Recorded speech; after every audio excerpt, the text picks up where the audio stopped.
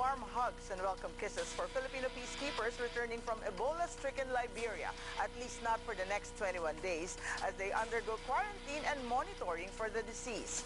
With thousands arriving from abroad daily, how will government ensure the Philippines stays Ebola-free? And can the Health Department wage an effective battle amid controversies rocking the agency? I'm Linda Humilla. Join us as we go beyond the usual headlines, beyond the usual answers, and take you beyond politics.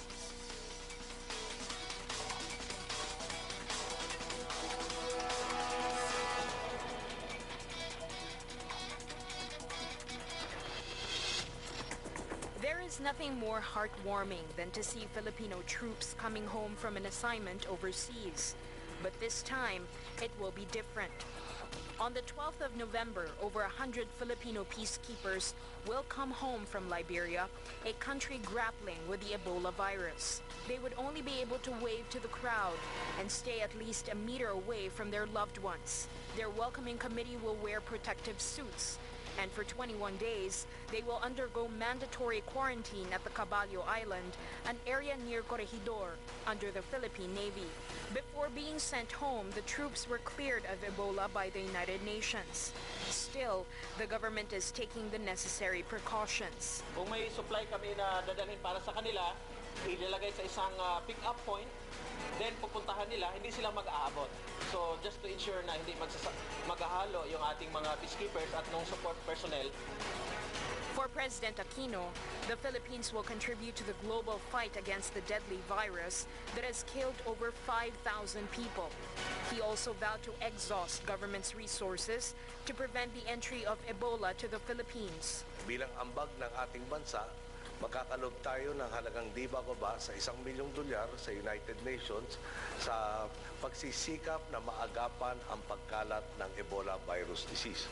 Nakumalat po ang MERS coronavirus ngayong taon sa Gitnang Silangan at magkaroon ng banta nito sa ating bansa. Wala tayong inaksayang oras upang pagbutihin ang ating sistema sa pagtugon sakali mang makapasok ang naturang virus sa Pilipinas.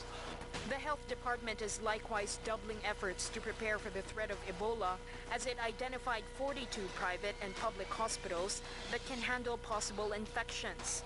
The government is also guarding the country's borders to ensure that those coming to the Philippines are free from Ebola.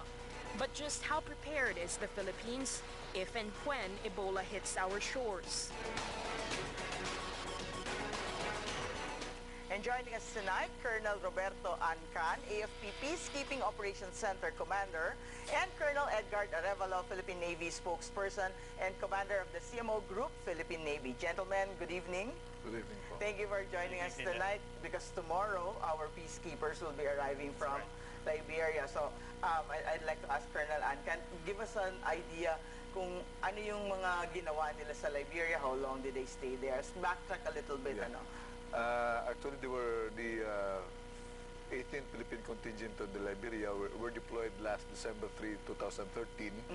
And right now they are already in their 11th month stay, 8 days to be exact. And their job there is the Force Headquarters Support Unit. They provide clerical services and VIP security to the Force Headquarters United Nations mission in Liberia. Okay, so physical security, meaning lumalabas sila in the area. Because I think one of the things that we're looking at, or the authorities are looking at, is baka, you know, nakakahalubilo nila yung mga tao. Are they going to public places? No, they provide VIP security, especially to the Special Representative of the Secretary General of the United Nations mission in Liberia.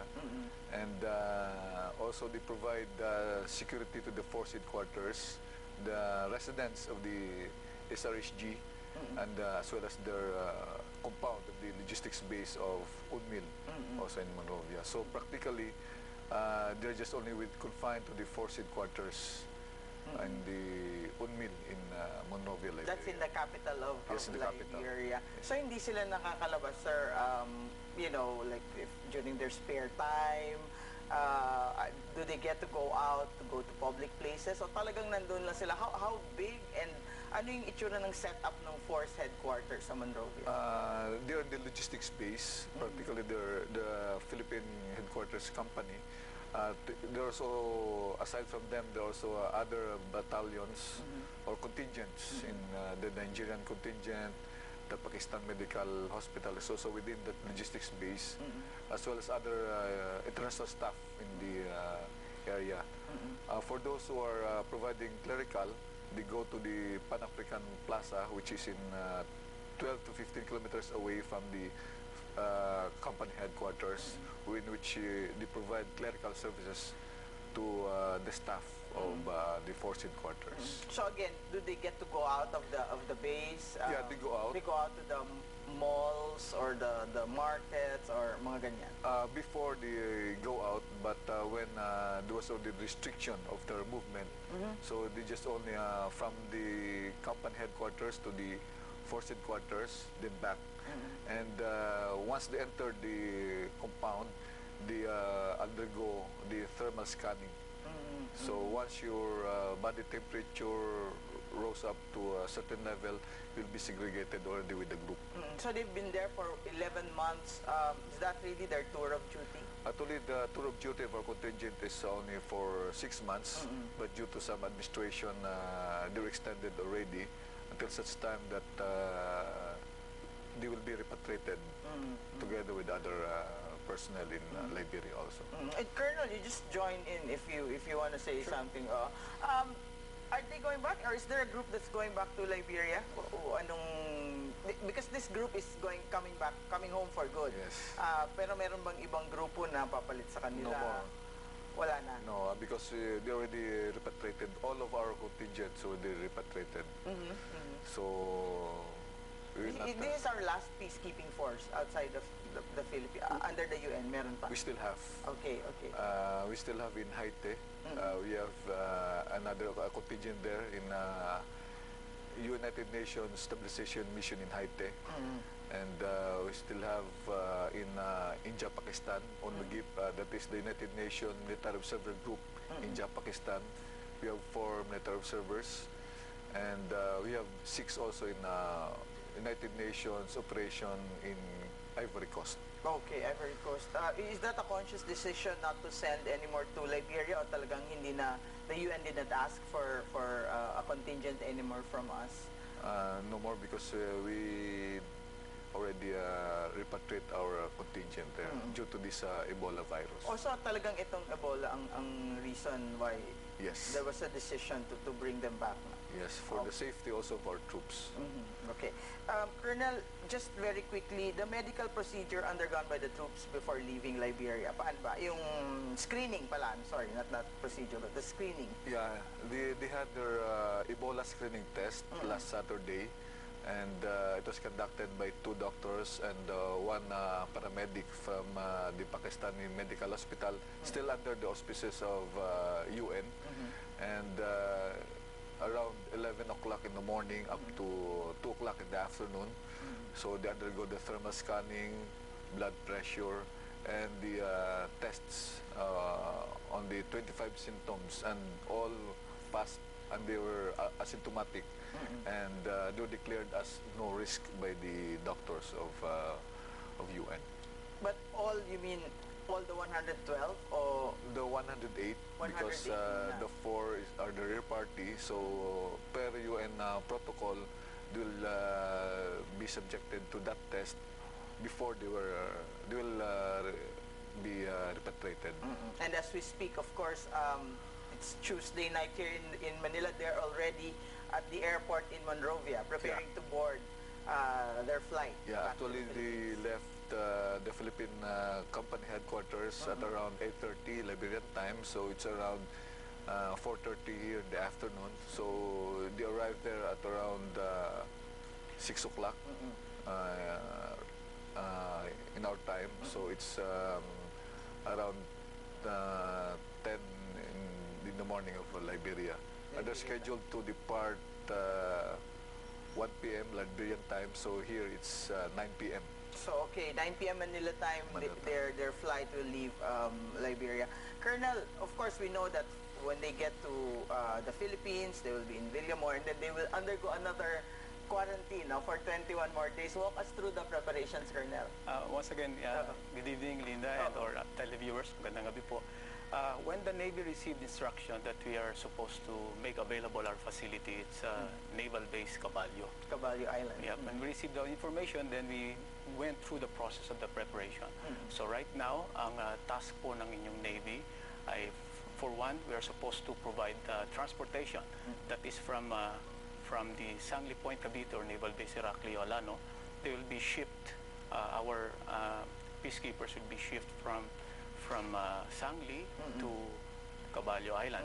But before you continue, Yeah. but the landing point is Villamor Air Base. Villamor Air So Base. how will they move from Villamor Air Base to So from- Sangley Point? Yes, so from Villamor Air Base, they will be boarding the Philippine Air Force buses.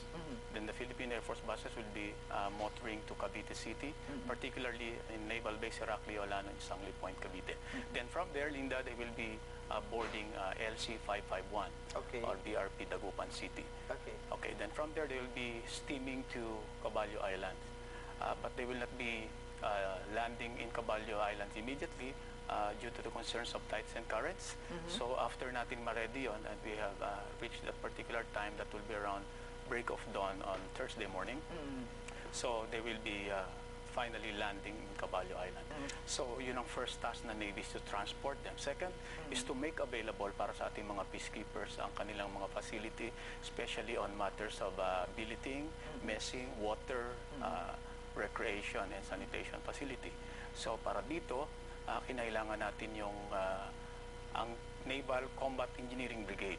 Sila ang nagtayo ng facility when it comes to housing or billeting. Meron tayong tatlong na iglo na para sa mga enlisted personnel natin. Anong tawag na? Iglo. Iglo, It's parang a- parang Eskimo. Parang bahay ng Eskimo. Well, yung Okay. Eskimo is more or less bilog na nakataob. Okay, Kasi ito. imagine na it's a U-shaped dome Okay. na elongated. So, ganun yung iglo. So, it's actually ginagamit na natin ito dati because this has been an existing naval facility. Pero ngayon, in-improve lang natin ito, Linda. Inayos natin ng bubong, nilagyan natin ng air conditioning. So, Okay. tatlong iglo para sa ating mga enlisted personnel. And then, meron tayong 2 tents para naman sa mga officers. Yung mga lalaki na officers, meron silang sariling tent at meron namang isang tent na para naman sa mga female. Bottom line, yung mga iglo natin para sa mga lalaki. And then, yung mga iglo natin, bawat isa, meron silang mga kanya-kanyang toilet. Pero ang iglo number 1, 2 yung kanilang toilets. Other than that, meron din tayong mess hall. Bawat iglo, may kanya-kanyang mess hall. Ang mess hall naman na ito, Linda, meron siyang mga television sets with cable connections. Wow. So they can watch all day long and probably all night long. For 21 days. For 21 days. Not bad. Not bad. So other than that, meron din tayong internet connection, Wi-Fi connected na ang Caballo Islands, tama-tama sa pagdating nila. And then the third task of the Navy is to ensure na meron tayong security around the island. Okay. So in coordination with other government agency, CAAP for example, will be the one to implement the no-fly zone dito sa area ng Caballo Island. And then the Navy will be the one to ensure security, water security, 1,000 yards before reaching the Caballo Islands, they will not be allowed anymore. And then through the coordination with the Coast Guard, sila naman ang bahalang magbigay ng notice to all mariners to make sure na itong area na ito, mapapalam sa kanila na ito ay no-fly zone. So, maraming units ng Navy na involved, no? But for this particular 3 important tasks, ang Fleet Marine Ready Force under the command of Commodore George Amba, siya ang bahala sa security and transportation to and from Caballo Island, and then Naval Construction Engineering Brigade under Commodore Elmer Carrillo, sila naman ang namahala ng pagtatayo ng mga facility. And then meron din tayong water sanitation, meron din tayong generators para dito, at meron din tayong mga iniready na mga makeshift tents para doon sa kanilang ibang equipment. And then ang in charge naman sa mismong base ay ang ating Naval Base Cavite, sapagkat sakupa rin ito ng Naval Base Cavite under the command of Colonel Aaron Pitalbero. So all yung sleeping quarters, etc., yung mess hall, ngayon lang ba sila itinayo o you just improved on it? Because I would imagine that meron bang regular na natutulog doon or naka-station doon? Meron talaga. Sapagkat ito ay isang active naval base. Okay, active naval base siya. However, because of the influx of more persons, at saka may special purpose kasi ito for purposes of quarantine, so talaga nag-allocate tayo ng certain portion of Caballo Island. This will be around 2 hectares ng island na talagang i-designate natin at inallocate natin para sa kanila. So para doon sa kanila, yung mga iglo, as I was saying earlier, dati na yun, in-improve lang natin. But yung mga tents were put up by the Air Force. And then yung mga toilet para sa kanila, tinayo na lang natin yan. At saka mga mess halls. So, because you said that it's an active naval base, there will be other enlisted personnel and officers also working in that area over the next 21 days. Yes, but they will be separated. They will be secluded. Meron talagang dinesignate tayong area para sa quarantine. Colonel Ancan, ilan ng female and male and officers and enlisted personnel in this particular contingent?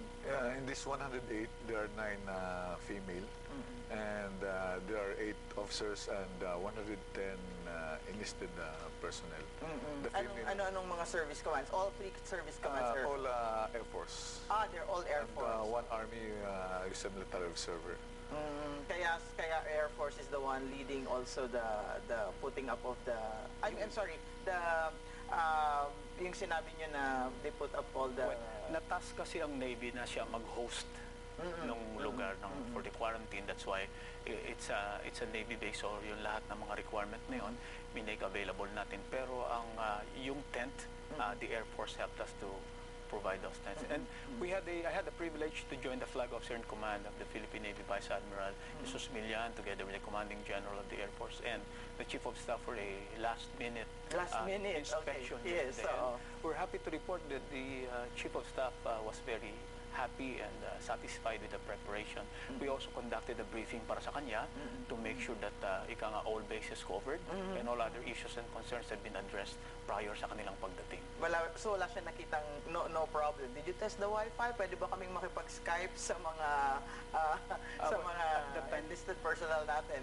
At that time kasi, Linda, pinuputa pa nila yun, but we have received information already that is now Wi-Fi ready by this time. So we hope that they'll be having an opportunity to do a Skype probably with their families and yes. For the next coming days. Colonel, you mentioned 108. Bakit 108? Hindi ba sasabay yung 4? Because a total of 112, di ba? But the 4 will not join the 108. Yeah, we have a rear party composed of 2 officers and 2 enlisted personnel. Alright. And the contingent commander as well as his logistics officer will be left behind because we have a contingent on equipment there and self-sustainment equipment. And those contingent of equipment are our vehicles. We have trucks and light vehicle as well as generators. And we have office supplies, force protection equipment like our vest, the Kevlars, helmets, and firearms as well as ammunition. So it needs to be properly transported back to our country. So the group that will arrive tomorrow will be composed of 108 men and women, officers and enlisted personnel. Kailan darating yung 4 remaining? As per coordination early this morning with their contingent commander, maybe a week after, they can transport already the equipment back to our country. So after that, will be provided also transportation back here in our country through commercial flight.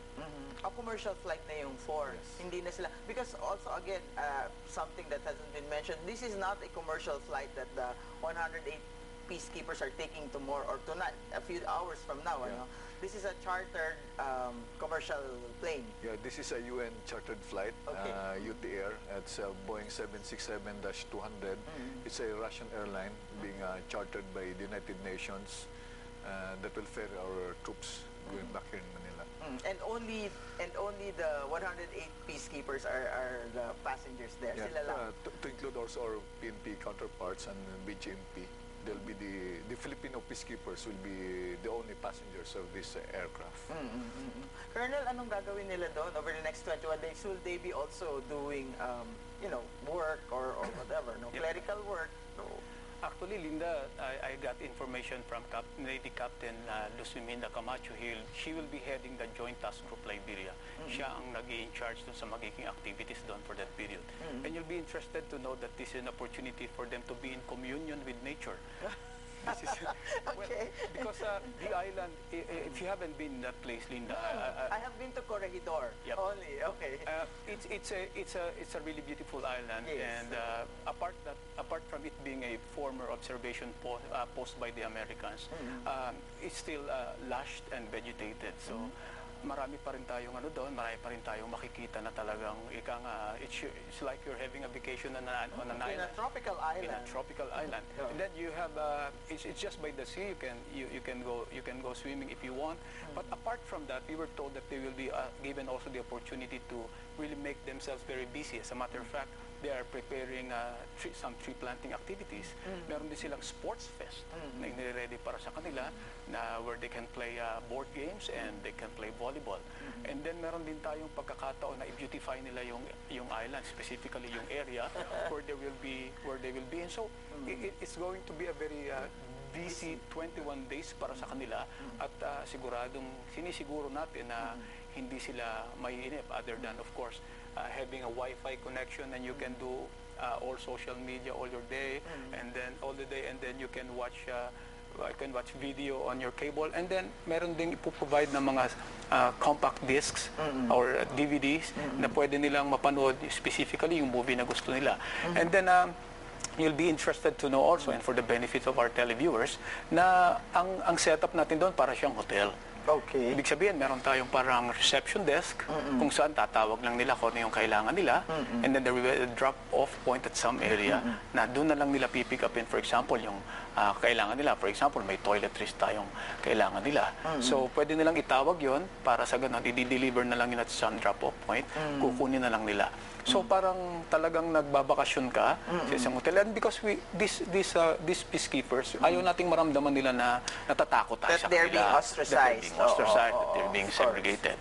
Ang punto lang dito is actually tapos naman na yung kanilang initial na quarantine sa Liberia. So when they go back to the Philippines, it's another procedure, and of course Asik Garin will be able to discuss that at later. But ang punto lang natin is, hindi nila dapat maramdaman na sila ay inilalayo natin. That's right. At ang pinupuntahan na natin nila doon is yung pagkakataon nila na i-observe yung procedure, but while being there, they will have all the opportunity para naman, sabi ko nga kanina, to be in communion with nature, an extended R&R. They have the opportunity to help beautify the islands, and then they can chat all they want and watch the movies they want for 21 days. Okay, I think we have to pause for a break, or not anymore. Do we have to? We have to one last question before we say goodbye na pala, ang bilis naman. But what about the families? Of course, the families are used to the kind of lives that our military men live. No, sanay sila na malayo. But are they amenable to this arrangement now? Can they still meet their loved ones in the airport or somewhere at a certain point? Yeah, actually, they are always in constant contact with their family, and as what I've asked them before through my conversation with them. Actually, I have a daily conversation with them through Viber call, as well as also through email. And their families are aware already of that 21-day quarantine period, and they accept it positively. It's for the safety of our peacekeepers, as well as also for their family. So the families will not be in Villamor anymore tomorrow? Wala nang as experienced before, the family usually not met them at the airport. Okay. They usually met their loved ones after their post-medical examination. Because the peacekeepers, when they come home, they always, it's a routine, kasama sa routine that they have to undergo medical examination. Yes, they undergo, all of our peacekeepers, individual or the contingent, always have their post-medical exam once they arrive here in country. Okay, Colonel Ancan and Colonel Arevalo, thank you very much for joining us tonight, and we wish you luck in all your preparations. We just would like to say that in behalf of the sailors and marines of the Philippine Navy and our Flag Officer in Command, Vice Admiral Sus Millan, we would like to report to you and to our people and the families of our peacekeepers who are coming back home that the Navy Naval Station Caballo is manned and ready to receive them. Yun, ang Manned ganda and ready to makinggan. receive. Okay, so welcome to our Peacekeepers tomorrow. Thank you very much, Thank you. gentlemen. Thank you, Maraming Linda. salamat. We'll have a short break. We'll have more of this discussion on the fight against Ebola, this time with the Health Department when we return. You're watching Beyond Politics.